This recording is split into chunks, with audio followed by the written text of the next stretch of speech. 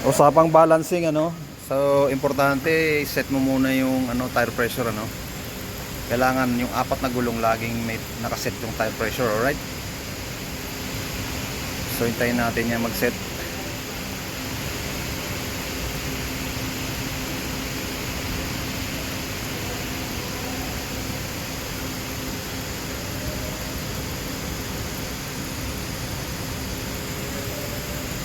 Ayan yung gulong.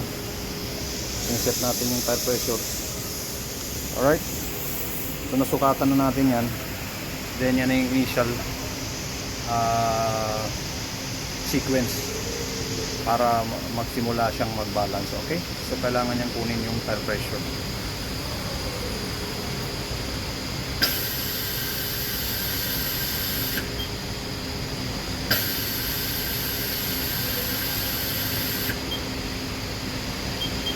Alright? So magsisimula na tayo mag-balance. So na tire pressure na natin ano, magba-balance na tayo.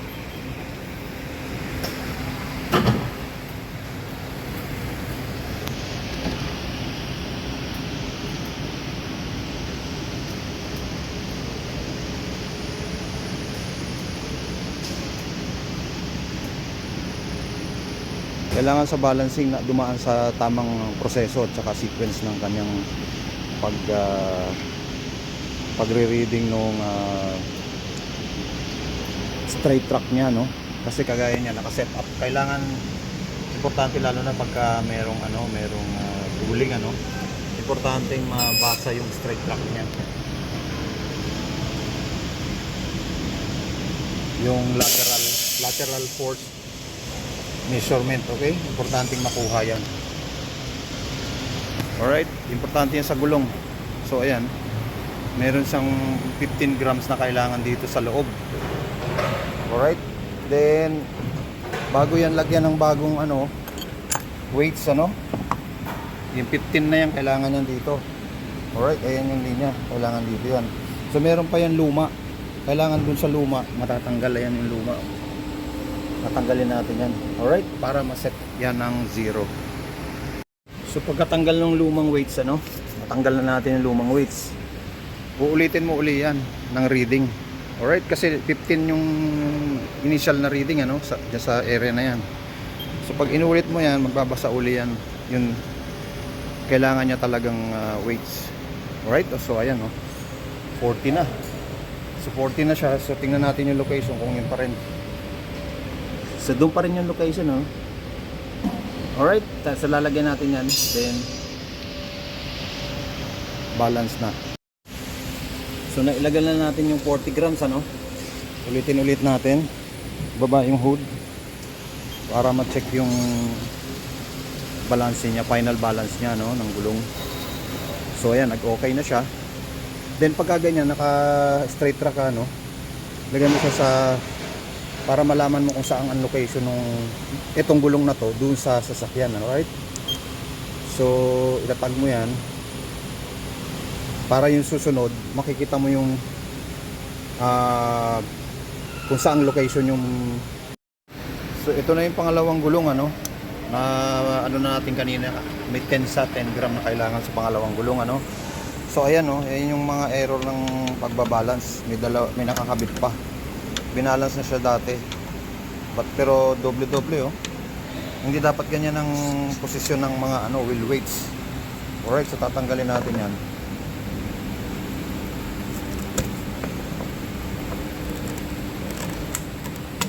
Alright, tatanggalin natin yung isa.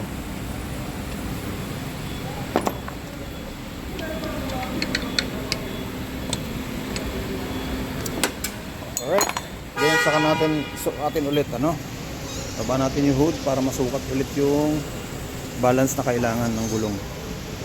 So ayan, 35 lumabas. Alright, so ito pangalawang gulong, 35 yung requirement niya na weights. So bababa na natin yung hood para sukatin niya ulit yung final reading niya, final balancing So okay na siya. Ito na yung pangalawang gulong, di ba? Nakuha na natin kanina ng straight track yung una. So yun sa pangalawa, ayan, ipoposition niya yung pangalawa. Sasabihin niya dyan kung saang sa sasakyan, ano, front lahat yun. So mamaya iikot pa yan kasi yung dalawa pa, tapusin pa natin yung balance ng dalawa, okay? So pakita natin yan pagkatapos ng dalawang balance. Alright?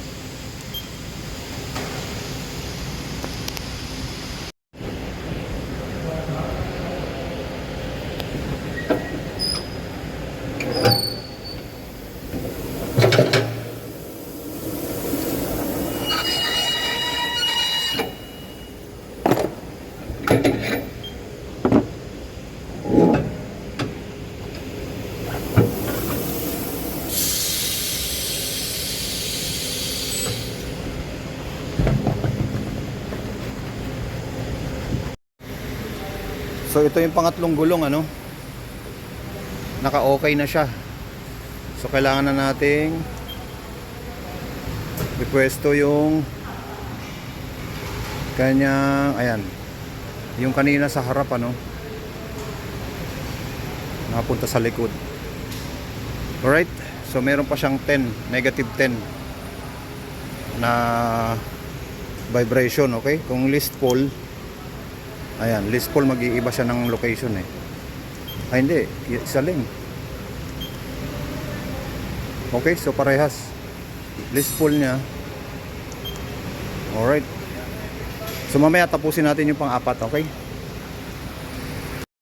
So ito yung pang-apat na gulong. Nag-required siya ng 20 sa labas. Alright, sa labas. So dahil hindi yan clip type, dito tayo sa loob sisilip kung nasan yung lumang ano niya. Ayun oh, yung mahabang yun. So ito mali pa rin to. So babaguhin natin to, dalawa eh. Ayan oh, meron siyang isa sa labas, isa dalawa. So kahit balance siya doon, babaguhin natin yung nakakabit na wheel weights, ano. So tatanggalin natin lahat yan. Then saka natin magre-reading ulit dito.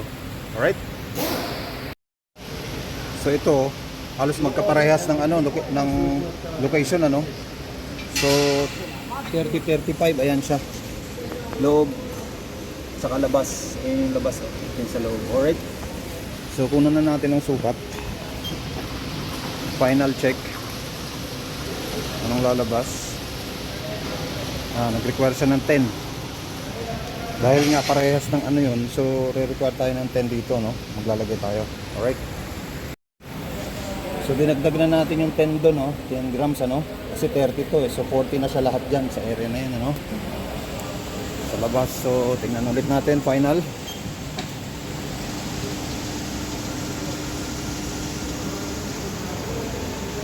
O ayan, nag-okay na siya.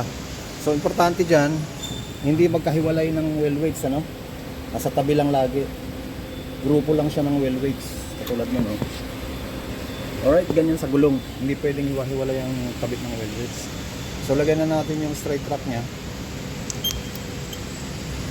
Number 4. Pang number 4 to, last. So depende yun.